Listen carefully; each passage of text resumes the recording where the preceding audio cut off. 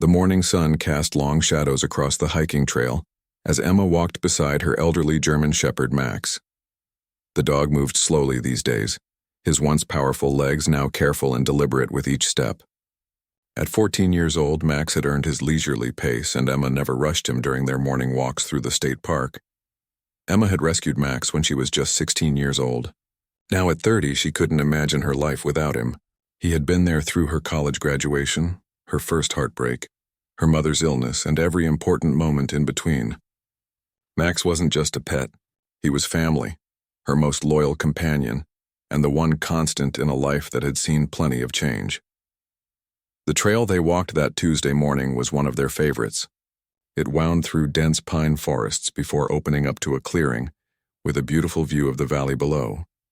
Few people use this particular path, especially on weekdays, which made it perfect for Max. He could shuffle along at his own speed without younger, more energetic dogs rushing past and making him feel inadequate. Emma checked her watch. It was barely 7 in the morning. She had taken the day off from her job at the veterinary clinic to attend a dental appointment later, so she had decided to give Max an extra long walk. The weather was perfect, cool but not cold, with a gentle breeze that carried the scent of pine needles and wildflowers. Max paused to sniff at an interesting spot near the base of an old oak tree. Emma smiled and waited patiently. She had learned long ago that walks with an elderly dog were less about exercise and more about letting them experience the world at their own pace. Every scent was a story, every rustle in the underbrush a mystery worth investigating. As they continued down the path, Emma noticed Max's ears perk up slightly. Even in his old age, his senses remained sharp. He turned his head toward a narrow side trail that branched off from the main path. Emma had never explored that particular trail before. It looked overgrown and rarely used, with branches hanging low across the entrance. Max pulled gently on his leash, something he rarely did anymore. His nose was pointed directly at the side trail, and he let out a soft whine. Emma felt a flutter of concern. Max only whined like that when something was wrong. She had learned to trust his instincts over the years. "What is it, boy?" she asked softly, crouching down beside him.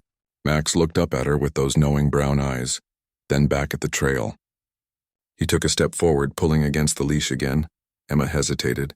The trail looked dark and uninviting, disappearing quickly into thick underbrush. She pulled out her phone to check the time and noticed she had no cell signal.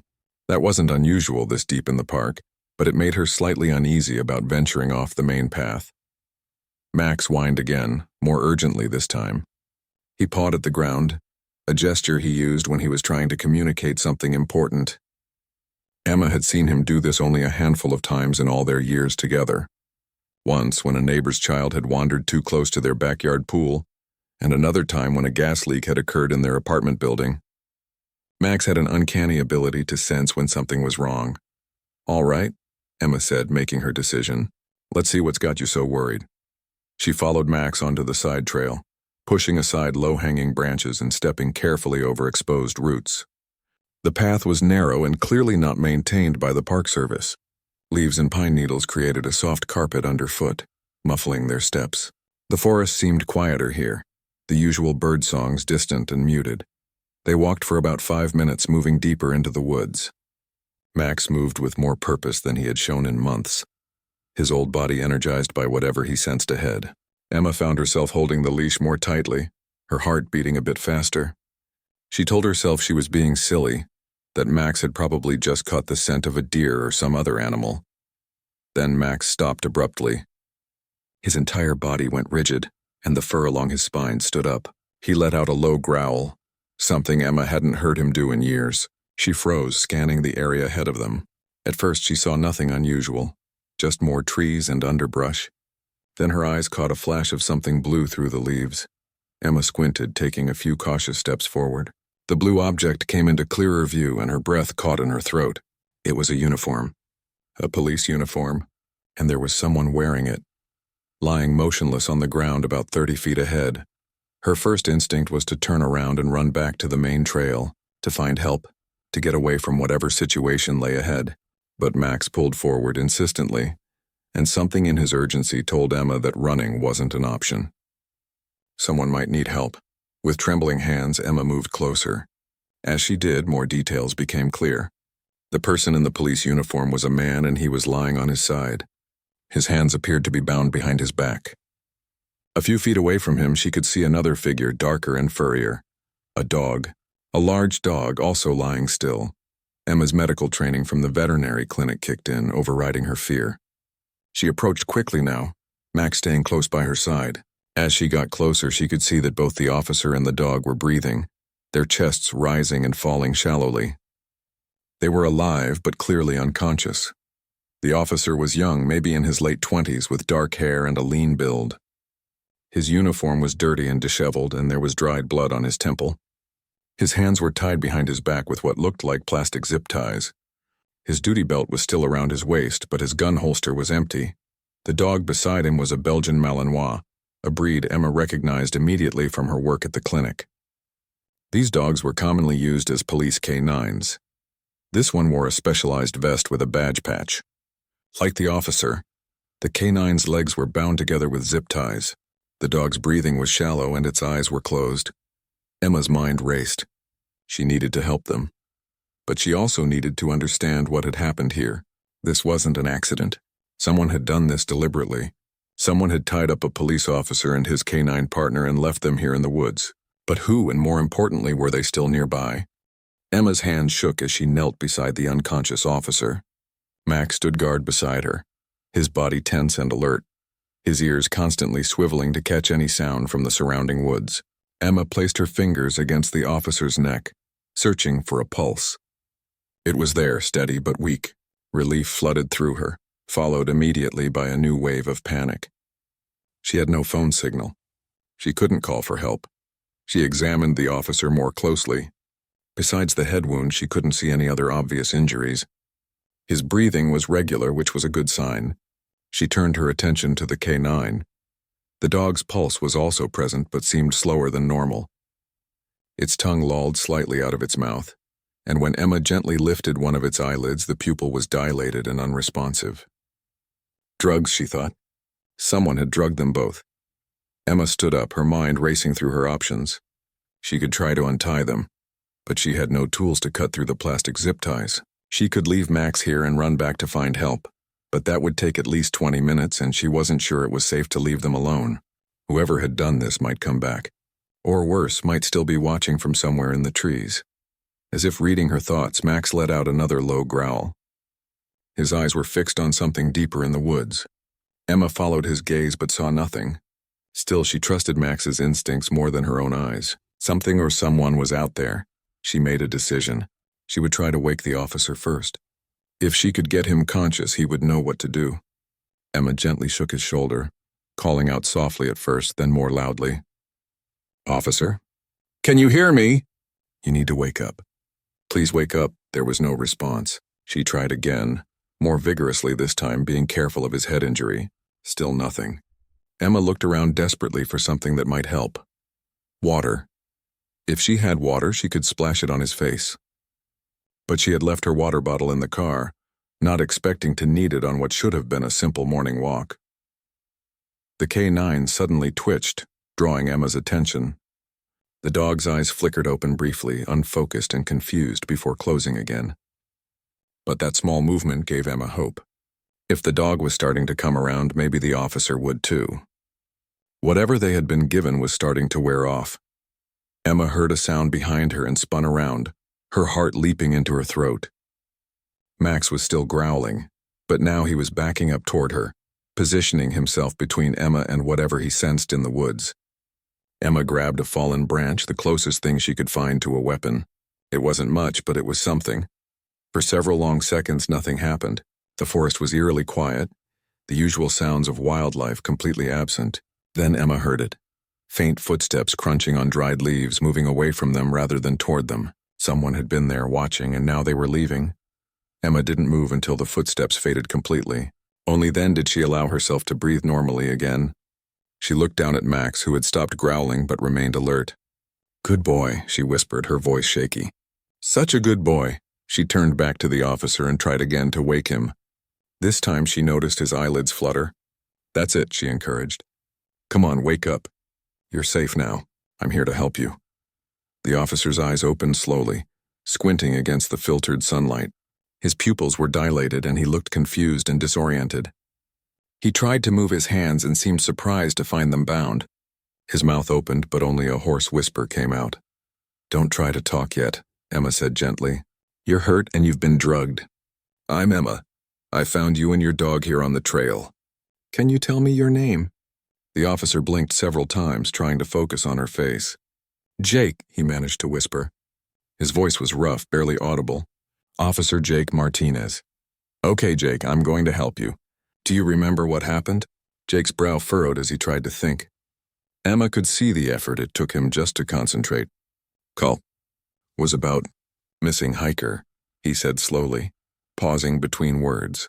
"Rex and I done responded, came to this area, then—" He trailed off, confusion clouding his features. "It's okay," Emma assured him. "Don't push yourself. Is Rex your canine partner?" She gestured to the unconscious dog beside them. Jake's eyes widened with alarm and he tried to sit up, groaning with the effort. "Rex, is he okay?" "He's alive," Emma said quickly, placing a gentle hand on Jake's shoulder to keep him from moving too much. "His pulse is steady. I think he was drugged too, but he's starting to come around. I saw him move a minute ago." Jake relaxed slightly, but Emma could see the worry in his eyes. "Need to get help," he said. "Radio!" "Where's my radio?" Emma looked around and spotted the police radio several feet away, partially hidden under some leaves. She retrieved it and brought it to Jake, but when she pressed the button, nothing happened. The radio was dead, either turned off or disabled. "It's not working," she told him. "And I don't have cell service out here. I need to go back to the main trail to get help, but I don't want to leave you alone. Whoever did this might still be around. I heard someone in the woods just a few minutes ago." Jake's expression turned serious despite his obvious discomfort. "You heard someone?" Emma nodded. "Max, my dog, he sensed them first. Then I heard footsteps walking away. They were watching us, but they left when I picked up this branch." Jake processed this information, his training apparently overriding the fog of whatever drug was still in his system. "Knife," he said. "On my belt. Ankle holster. Can you reach it?" Emma checked his ankle and found a small folding knife secured in a leather holster. She pulled it out and carefully opened it. The blade was sharp and sturdy. "This should work on the zip ties," she said. "Cut Rex free first," Jake insisted. "Then me." Emma moved to the K9 and carefully positioned the blade under the plastic tie binding the dog's legs together. She sawed through it slowly, afraid of accidentally cutting Rex. The zip tie finally snapped and the dog's legs fell free. Rex stirred slightly, letting out a soft whine. "It's okay, Rex," Jake called out weakly. "You're going to be okay, partner." Emma moved back to Jake and worked on cutting through the ties on his wrists. These were tighter and took longer to cut through. Her hands were sweating and she had to pause several times to wipe them on her jeans. Finally, the plastic gave way and Jake's hands were free. He brought his arms around to his front, wincing and rubbing his wrists where the ties had cut into his skin. Deep red marks circled both wrists and his fingers were slightly blue from restricted circulation. "Thank you," he said, his voice stronger now. "You probably saved both our lives." "We're not safe yet," Emma reminded him. "Can you stand? We need to get back to the main trail." Jake tried to push himself up but immediately fell back, his head spinning. "Give me a minute," he gasped. Emma watched Jake struggle with growing concern. He was in no condition to walk, let alone navigate the rough terrain back to the main trail. She looked at Rex, who was now breathing more steadily but still unconscious. They were stuck here with an injured officer, a drugged K9, and possibly dangerous people somewhere in the woods around them. Max moved closer to Emma and pressed his warm body against her leg, offering comfort the way he always did when she was stressed. She reached down and scratched behind his ears absently, trying to think clearly. They had limited options and none of them were good. "Jake," she said carefully, "I don't think you can make it back to the trail right now. Whatever they gave you is still in your system. But I can't stay here with no way to call for help. Someone needs to go." Jake nodded weakly, understanding the situation despite his condition. "You go," he said. "Take your dog. I'll stay with Rex. I have my knife now and I'm trained. I can defend myself if I have to." Emma wasn't convinced. Jake could barely sit up, much less defend himself against whoever had attacked him in the first place. But what choice did they have? She couldn't carry him, and she couldn't wake Rex. Before she could respond, Max suddenly tensed again. His ears pricked forward and he stared intently at the path they had come from. Emma's blood ran cold. Were the attackers coming back? Then she heard it. Faint voices calling out in the distance. "Officer Martinez! Rex, can you hear us?" Relief washed over Emma so powerfully that her knees nearly buckled. It was help, real help, coming from the direction of the main trail. She cupped her hands around her mouth and shouted back as loudly as she could. "We're here, over here! Officer Martinez is injured!" The voices grew louder and Emma could hear multiple people moving through the underbrush toward them. Within minutes, 3 uniformed officers burst into the small clearing, their hands on their weapons until they assessed the situation. Behind them came 2 park rangers. The lead officer, an older man with graying hair and sergeant stripes on his uniform, rushed to Jake's side. "Martinez, what the hell happened to you?" Jake tried to explain, but his words were still slurred and confused. Emma stepped forward. "I found them about 20 minutes ago," she said quickly. "Both Officer Martinez and his K9 were unconscious and tied up. I cut them loose, but I think they've been drugged."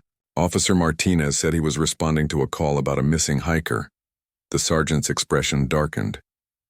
He pulled out his radio and called for medical assistance immediately, giving their location coordinates. Then he turned to Emma. "Did you see anyone else out here?" "No, but I heard someone," Emma replied. "Maybe 10 minutes ago. Footsteps in the woods moving away from us. My dog sensed them before I heard them." One of the other officers was already examining Rex, checking his vital signs with practiced efficiency. "The K9 is stable but definitely sedated. We need a vet." "I work at a veterinary clinic," Emma offered. "I can help monitor him until we can get him proper care." The sergeant nodded approvingly, then turned to the 2 rangers. "I want this entire area secured. Set up a perimeter. Whoever did this might still be close by." The rangers moved off immediately, speaking into their own radios. The clearing quickly became a hub of organized activity. Within 15 minutes, 2 EMTs arrived carrying medical equipment. They immediately started working on Jake, checking his vitals, examining his head wound, and starting an IV to flush whatever drug was in his system. Emma stayed with Rex, monitoring his breathing and heart rate while the medical team worked on Jake. Max remained by her side, calm now that help had arrived. The old shepherd seemed to understand that the crisis had passed. One of the EMTs, a young woman with kind eyes, knelt beside Emma. "How's the K9 doing?" "His breathing is getting stronger," Emma reported. "Pulse is steadier too. I think whatever he was given is wearing off naturally." The EMT nodded and pulled out a small flashlight, checking Rex's eyes. Pupils are still dilated but responsive. "That's a good sign. We've got a veterinary transport team on the way. They'll be here in about 30 minutes. Jake was being loaded onto a stretcher. He fought against it weakly, trying to see Rex. "My partner," he kept saying. "I need to see my partner." The sergeant came over and spoke firmly but kindly to Jake. "Rex is in good hands, Martinez. This young lady here knows what she's doing. You need to let these people take care of you now." "That's an order." Jake finally relaxed, though Emma could see the worry still etched on his face. As the EMTs carried him toward the main trail, he called out to Emma. "Thank you for everything. Tell Rex. Tell him I'll see him soon." "I will," Emma promised, her throat tight with emotion. After Jake was gone, the sergeant sat down on a fallen log near Emma. He looked exhausted and deeply troubled. "I'm Sergeant Bill Hawkins," he introduced himself. "I've been on the force for 28 years and I've never seen anything like this. An officer attacked and left tied up in the woods. If you hadn't come along, my dog found them," Emma said quietly. "Max sensed something was wrong and led me here. He's the real hero." Sergeant Hawkins looked at Max with new appreciation. The old German shepherd looked back at him calmly, as if being a hero was just part of his daily routine. "Well, Max, you did a fine job today." "A very fine job indeed." Rex suddenly stirred, his legs twitching. Emma moved closer, speaking softly to the K9. "Easy, boy. You're safe now.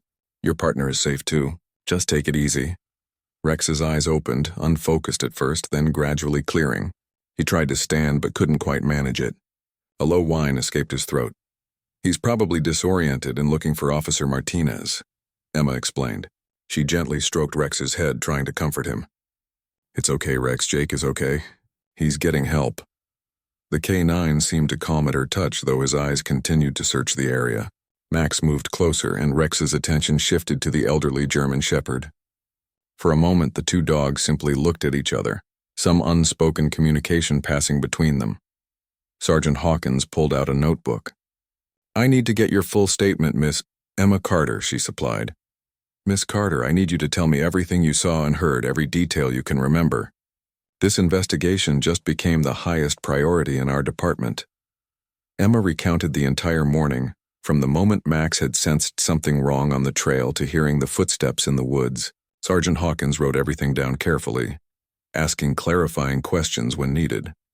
"You said Officer Martinez mentioned responding to a call about a missing hiker," the sergeant said. "Did he say anything else about that call?" Emma shook her head. "He was barely conscious. He seemed confused about what happened. He started to tell me but couldn't finish." Sergeant Hawkins frowned. "We never sent Martinez to investigate a missing hiker. There are no reports of missing hikers in this area, which means that call was fake. Someone lured him here deliberately." The weight of Sergeant Hawkins' words hung heavy in the air.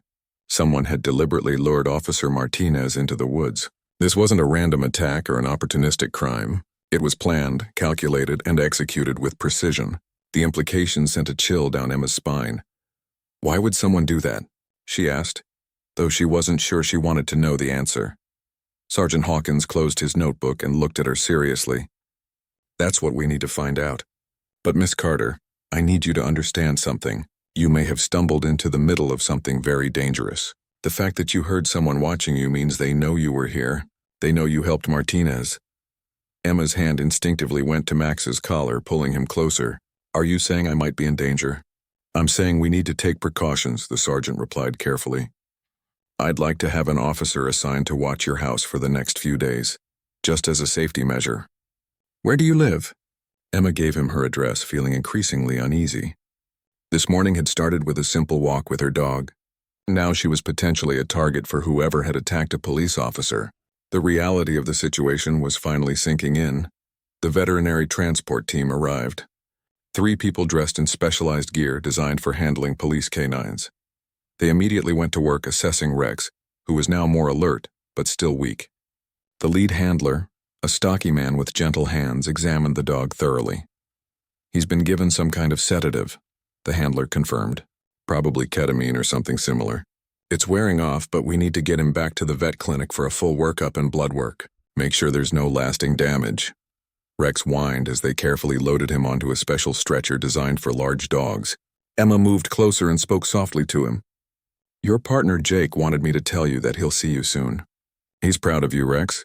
You did good." The canine's tail wagged weakly just once, but it was enough to show that he understood. As the team carried Rex away, Emma felt an unexpected connection to the brave dog. They had both been through something traumatic today, and somehow that created a bond. More officers had arrived, and the clearing was now crowded with law enforcement. A crime scene team was photographing everything, collecting evidence, and marking important locations. Emma noticed them paying particular attention to the area where she had heard the footsteps, searching for tracks or any sign of who had been watching them. One of the crime scene investigators, a young woman with red hair pulled back in a tight bun, approached Emma.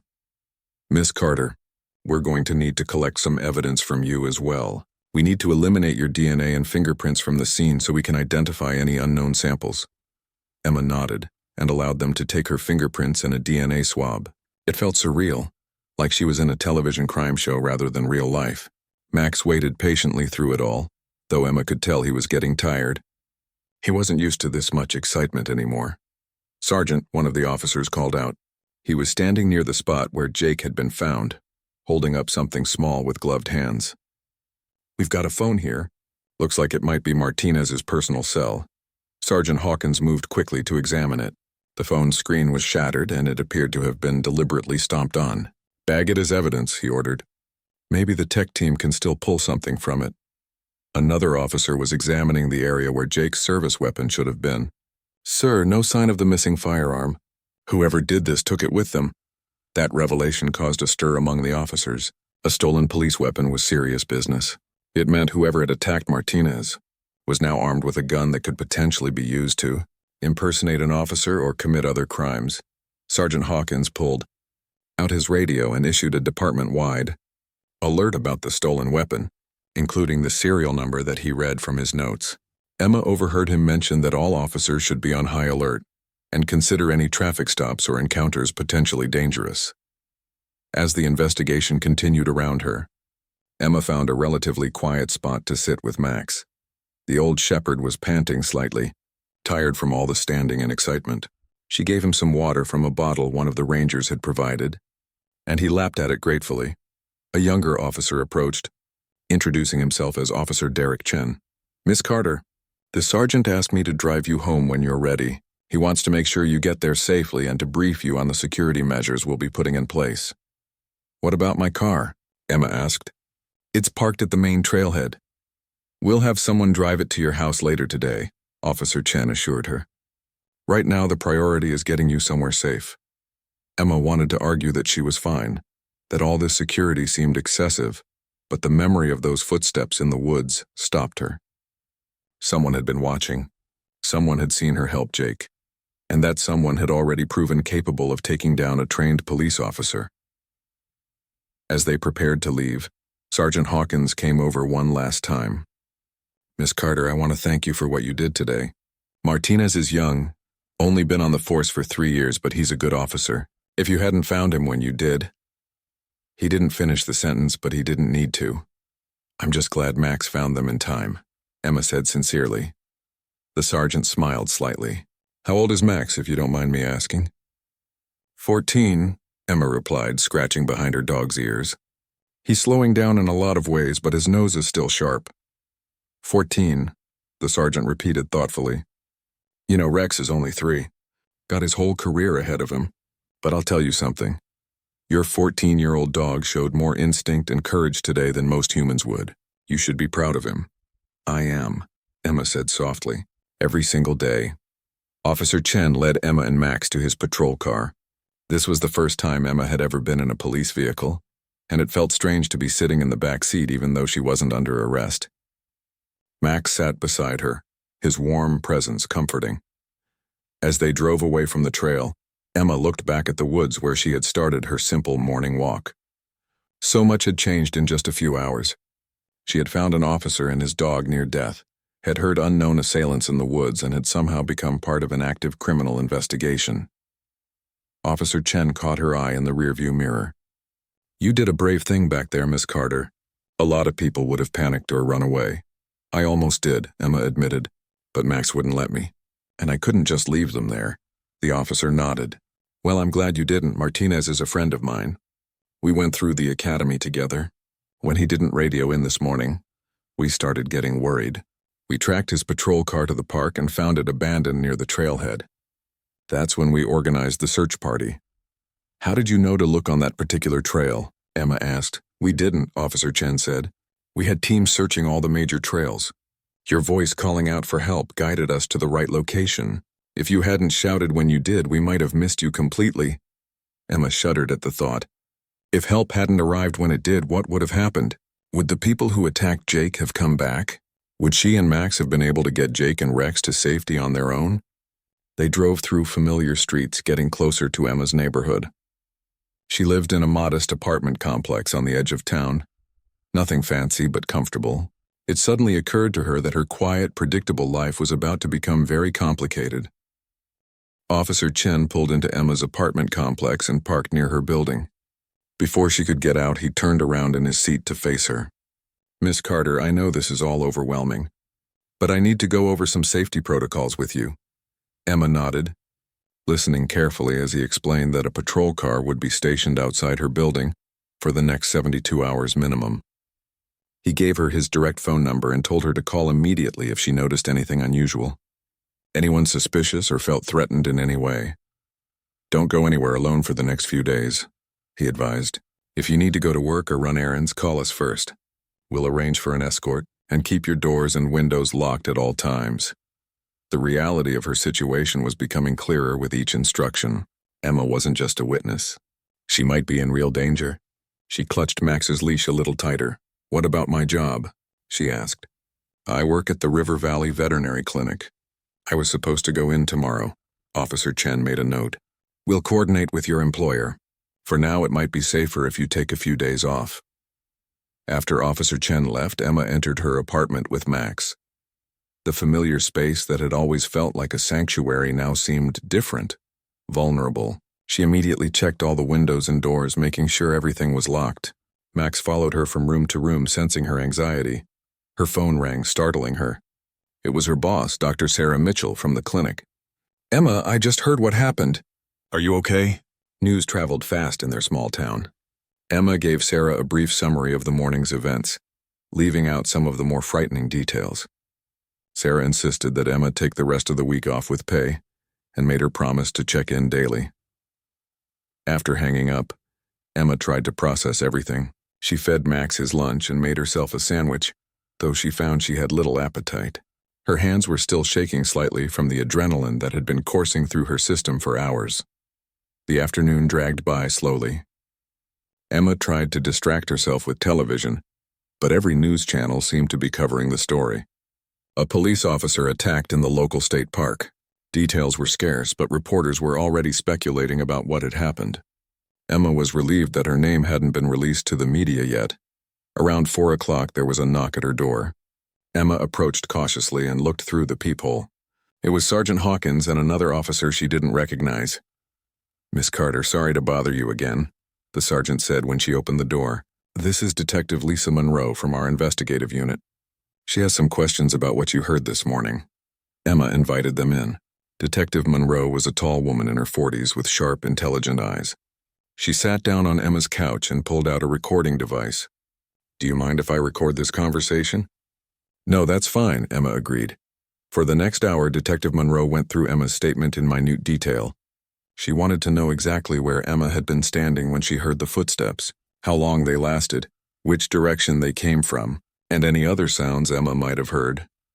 "You mentioned your dog reacted before you heard anything," the detective said. "Can you describe his behavior more precisely?" Emma thought back carefully. "Max's ears went up first, and he turned his head toward the woods behind us. Then he started growling, which he rarely does. He backed up toward me, like he was trying to protect me or warn me about something. And you're certain the footsteps were moving away from you, not toward you?" "Yes," Emma confirmed. "They started close, maybe 30 or 40 feet away, then got quieter as whoever it was moved deeper into the woods." Detective Monroe made notes on her tablet. "That's consistent with what we found at the scene. We discovered footprints leading away from the area where Martinez was found. The prints suggest someone of average height and weight, probably male based on shoe size, wearing hiking boots. We're analyzing the tread pattern now. Do you think they were watching us the whole time?" Emma asked, voicing the fear that had been gnawing at her all afternoon. The detective hesitated before answering. "It's possible. We think there may have been more than one person involved in the attack on Officer Martinez. One to lure him out there, at least one more to subdue both him and Rex. That takes planning and coordination." Sergeant Hawkins added, "We're also looking into Martinez's recent cases. It's possible this attack was retaliation for an arrest he made or an investigation he was involved in. But why leave him alive?" Emma asked. "If they wanted to hurt him, why just tie him up and leave him there?" "That's the question we're trying to answer," Detective Monroe said. "It's possible they were interrupted, or maybe their plan was to come back later, or perhaps they wanted to send a message rather than commit murder." The implications of that last statement made Emma's stomach turn. Someone had wanted Jake to suffer, to be found helpless and humiliated. It was a psychological attack as much as a physical one. After the detective and sergeant left, Emma felt even more unsettled than before. She pulled Max close and buried her face in his fur, drawing comfort from his steady presence. "What did we get ourselves into, buddy?" she whispered. Her phone buzzed with a text message from an unknown number. Emma's heart raced as she opened it cautiously, but it was just Officer Chen, letting her know that her car had been delivered and was parked in her usual spot. The keys had been left with the patrol officer stationed outside. As evening fell, Emma made dinner and tried to establish some sense of normalcy. She and Max ate together, him with his senior dog food and her with leftover pasta she had made earlier in the week. Through her window, she could see the patrol car parked below, its presence both reassuring and unnerving. Around 8 o'clock, her phone rang again. This time it was a number she didn't recognize with a local area code. Emma hesitated before answering. "Hello? Hi, is this Emma Carter?" The voice was male, young and uncertain, Yes, who is this? This is Jake Martinez, the officer you helped this morning. The hospital gave me your number from the police report. I hope it's okay that I'm calling. Emma sat down, surprised. Of course it's okay. How are you feeling? Better, Jake said. They're keeping me overnight for observation, but the doctors say I'm going to be fine. The drugs are completely out of my system now. I wanted to call and thank you properly. What you did today, coming to help us even though you didn't know what you were walking into, that took real courage. I just did what anyone would do, Emma said, though she knew that wasn't entirely true. No, Jake insisted. Most people would have run. Most people would have called for help and stayed away. But you came close, you cut us free. You stayed with us even when you knew someone might still be out there. That's not what most people would do. That's what heroes do. Emma felt tears prick her eyes. The stress of the day was finally catching up with her. How's Rex? She asked, changing the subject. Jake's voice brightened noticeably. He's doing great. The vet checked him out completely. Whatever they gave him is out of his system. He's at the K9 facility now, resting. I'm going to see him first thing tomorrow when they release me. I'm so glad, Emma said sincerely. He's a brave dog. He is, Jake agreed. But you know what? The sergeant told me about your dog, Max. 14 years old and still sharp enough to sense danger and lead you to us. That's incredible. They talked for a few more minutes, Jake sharing what he could remember about the attack. He had responded to what seemed like a routine call about a lost hiker. When he and Rex arrived at the location given over the radio, someone had been waiting. He remembered seeing movement, then Rex suddenly collapsing, and then a sharp pain in his head before everything went black. The doctors say I was hit with something.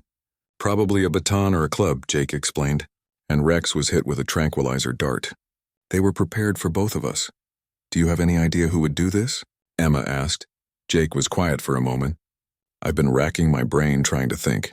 I arrested a guy last month for drug dealing. He made some threats when we took him in, but he's still in jail awaiting trial. The detective asked me about other cases, but honestly, I mostly write traffic tickets and respond to noise complaints. I'm not exactly working major crimes. Detective Monroe said it might have been more than one person, Emma offered. Yeah, it had to be, Jake confirmed. One person couldn't have taken down both me and Rex, even with the element of surprise. And the planning involved. The fake radio call. The tranquilizer for Rex, the zip ties, my stolen gun. This wasn't some random thing. Somebody wanted this to happen.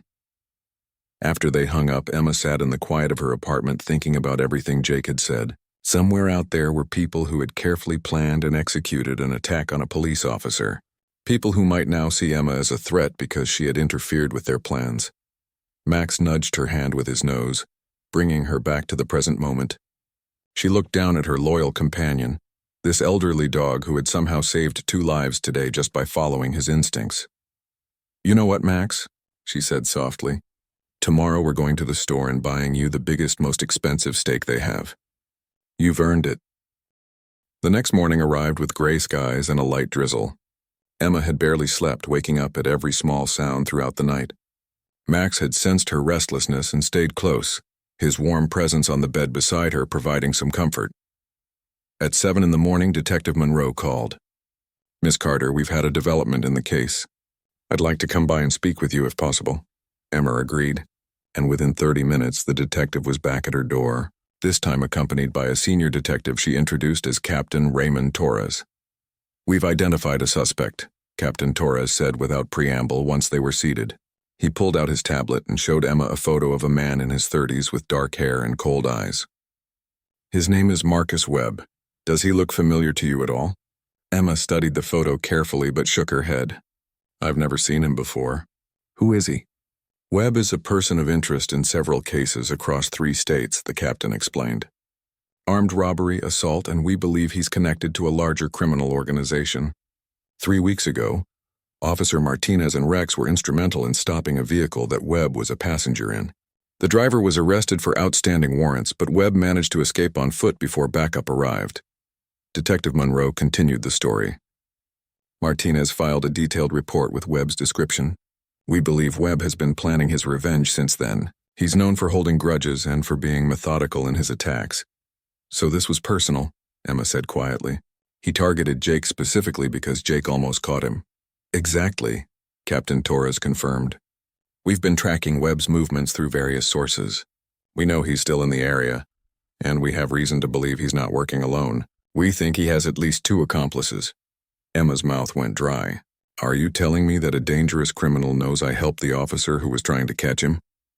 The detective and captain exchanged glances. "We can't confirm that Webb knows your identity specifically," Detective Monroe said carefully. "But it's possible. That's why we're maintaining security at your residence and why we need you to remain vigilant." Captain Torres leaned forward. "Miss Carter, I won't sugarcoat this. Webb is dangerous and he's unpredictable. We're doing everything we can to locate and apprehend him. In the meantime, I'm assigning an additional security detail to you.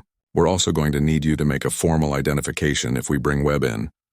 After they left, Emma felt the walls of her apartment closing in. She couldn't stay cooped up here indefinitely. She needed air, needed to move, needed something to take her mind off the constant worry.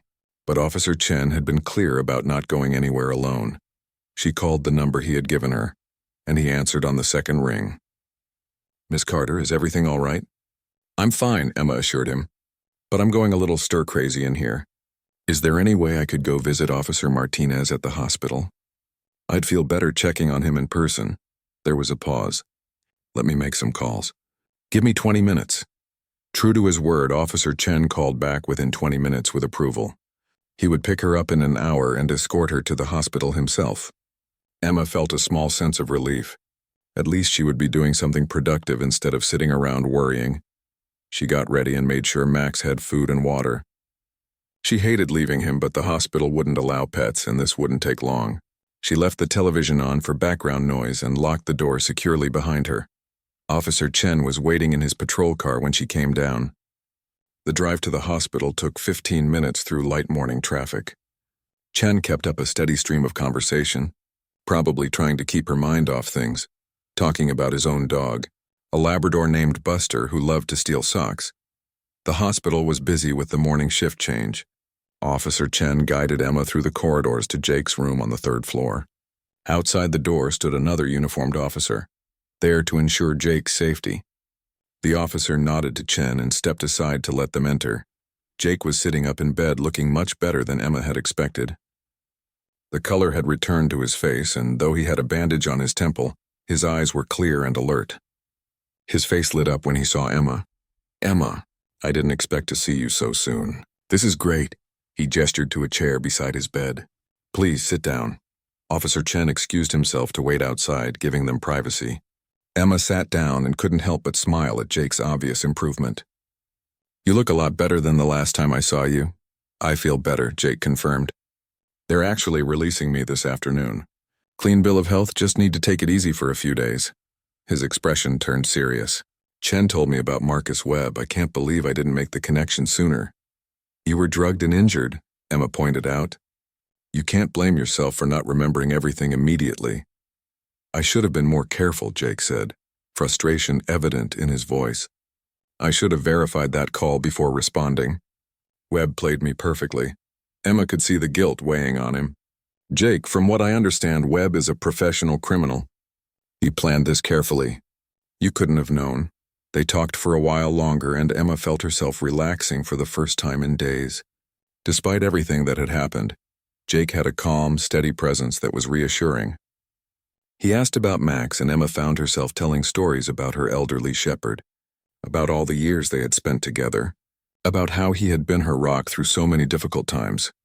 "I'd really like to meet him properly," Jake said. "After all, he saved my life." "He'd like that," Emma replied. "Though I should warn you, he's not as energetic as Rex. Max's idea of excitement these days is an extra long nap in a sunny spot." Jake laughed, then winced slightly, touching his bandaged head. "The doctor said Rex can visit me tomorrow. I can't wait to see him. They told me he's doing great. No lasting effects from the tranquilizer." "That's wonderful news," Emma said sincerely. A nurse came in to check Jake's vitals, and Emma took that as her cue to leave. Jake asked if she would visit again, and she promised she would. Officer Chen was waiting outside and escorted her back to his patrol car. On the drive home, Emma noticed Chen checking his mirrors frequently, his jaw tense. "Is something wrong?" she asked. "Just being cautious," he replied. but Emma could tell there was more to it. When they pulled into her apartment complex, Emma immediately noticed something was off. The patrol car that had been stationed outside her building was gone. In its place was a different vehicle, a dark sedan with tinted windows that didn't belong to any of her neighbors. Officer Chen noticed it too. His hand moved to his radio. "Stay in the car," he ordered, his voice suddenly sharp and professional. He called for backup and reported the suspicious vehicle. Emma's heart pounded as she watched Chen approach the sedan carefully, his hand near his weapon. The sedan's engine suddenly roared to life and it peeled out of the parking lot with squealing tires, narrowly missing Chen as it sped past. Chen ran back to his patrol car. "Lock the doors and stay down," he shouted to Emma before jumping in and radioing the vehicle's description and direction to dispatch. Within seconds, 2 other patrol cars arrived, sirens wailing. Sergeant Hawkins was with them.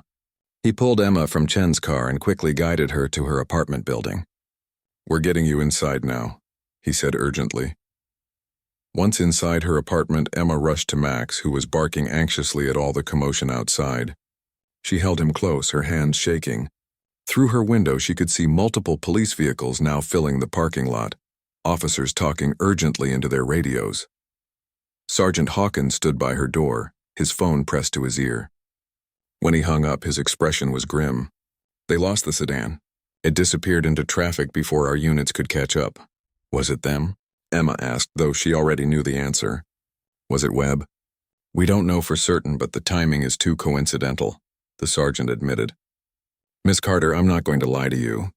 This situation is escalating. Webb or his associates were watching your building.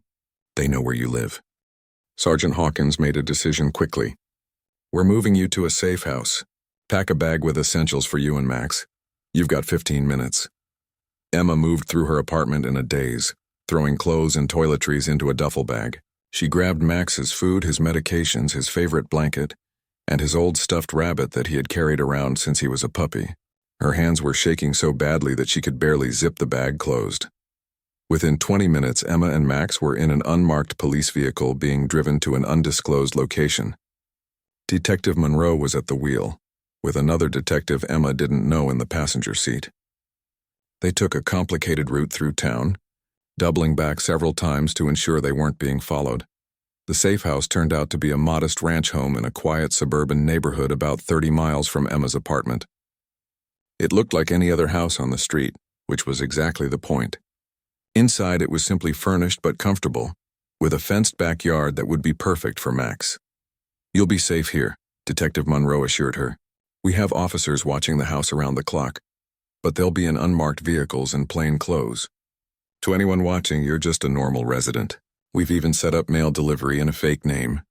Emma set down her bag and let Max explore the new space. The old dog sniffed cautiously at each room, his tail low but wagging slightly. He seemed to sense that this was temporary but safe. Over the next 2 days, Emma settled into an uncomfortable routine. She couldn't go to work, couldn't go home, couldn't live her normal life. The police department had put out a manhunt for Marcus Webb, and his photo was all over the local news. Tips were coming in, but none had led to his capture. Jake called her several times, checking on her and updating her on the investigation. He had been released from the hospital and was on administrative leave while the department completed its investigation into the attack. He and Rex had been reunited, and he sent Emma photos of the happy canine playing in his backyard. "I feel terrible that you're stuck in a safe house because of me," Jake said during one call. "This isn't because of you," Emma corrected him. "This is because of Marcus Webb. You didn't ask to be attacked, and I don't regret helping you." "Still," Jake persisted. "When this is over, I owe you dinner. You and Max both." Despite the stress of the situation, Emma found herself smiling. "I'll hold you to that." On the 3rd morning in the safe house, Detective Monroe arrived with Captain Torres. Both wore expressions that Emma couldn't quite read. "We have news," the captain said as they sat down at the kitchen table. "Late last night, we received a tip about Webb's location. A tactical team moved in at dawn this morning." Emma held her breath, waiting. "We got him," Detective Monroe said with satisfaction. "Marcus Webb is in custody along with 2 accomplices. They were holed up in a motel about 50 miles from here." The relief that washed over Emma was so powerful that tears sprang to her eyes. "It's really over?" The immediate threat is over, Captain Torres confirmed. Webb is being held without bail on multiple charges, including the assault on Officer Martinez, theft of a police weapon, and now stalking and intimidation for targeting you. With his record and the evidence we have, he's looking at serious prison time, Detective Monroe added. We found Officer Martinez's service weapon in the motel room, along with detailed notes about both Martinez's schedule and information about you. Webb had been planning something, but we stopped him before he could act. Emma asked the question that had been haunting her. Why did he come after me? I just helped Jake. I didn't arrest him or anything. Captain Torres exchanged a glance with the detective before answering. According to what Webb told us during interrogation, he saw you as a loose end. He had planned to come back to the woods that morning to finish what he started with Martinez, to make a bigger statement. But you found them first and called for help. In his twisted logic, you ruined his plan, so you became a target too. The casual cruelty of it took Emma's breath away. She could have been seriously hurt or worse simply because she had done the right thing. There's something else, Detective Monroe said. Webb's operation was bigger than we initially thought.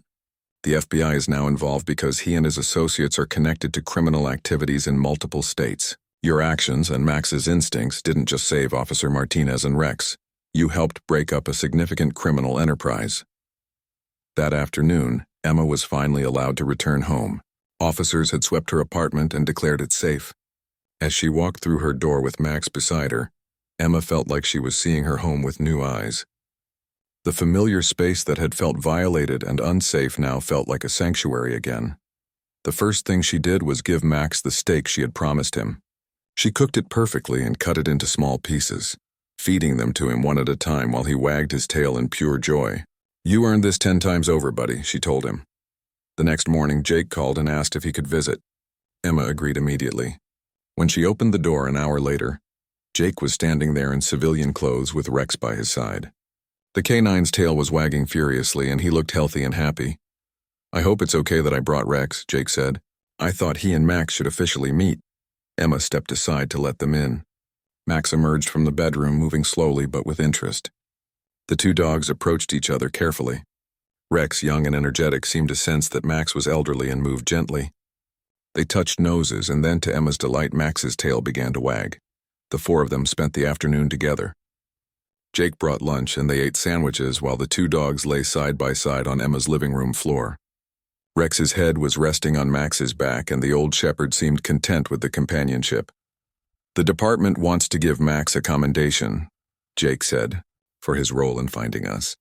They're planning a small ceremony next week. Max doesn't need recognition, Emma said, reaching down to stroke her dog's head. He was just being himself. Maybe, Jake agreed. But the rest of us need to recognize it. What he did matters. Over the next few weeks, life slowly returned to normal. Emma went back to work at the veterinary clinic where her co-workers treated her like a celebrity. The local paper ran a story about her and Max, complete with a photo of the elderly German shepherd looking dignified and wise. The ceremony at the police department was small but meaningful. Max received an honorary canine citation, and Emma was given a civilian commendation for bravery. Standing in the police station, surrounded by officers and officials, Emma felt overwhelmed with emotion. She had just been taking her dog for a walk.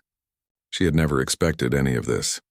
Sergeant Hawkins gave a short speech about courage coming in many forms, about how sometimes the greatest heroes are ordinary people who choose to act when it would be easier to look away. Emma noticed several officers wiping their eyes. After the ceremony, Jake pulled Emma aside. That dinner I promised you? How about tomorrow night? There's a great Italian place downtown that allows dogs on the patio. Emma found herself blushing. That sounds perfect. It's a date then, Jake said, then quickly added. I mean, if you want it to be a date, it could just be dinner. As friends. Either way is fine, Emma laughed, the first real laugh she had enjoyed in weeks. It's a date. That evening, as Emma sat on her couch with Max curled up beside her, she reflected on everything that had happened. A simple morning walk had turned into an ordeal that had tested her courage and changed her life. She had met Jake, had helped save 2 lives, and had played a role in bringing dangerous criminals to justice. But more than any of that, she had been reminded of what she already knew in her heart. Max, her faithful companion for 14 years, was truly special.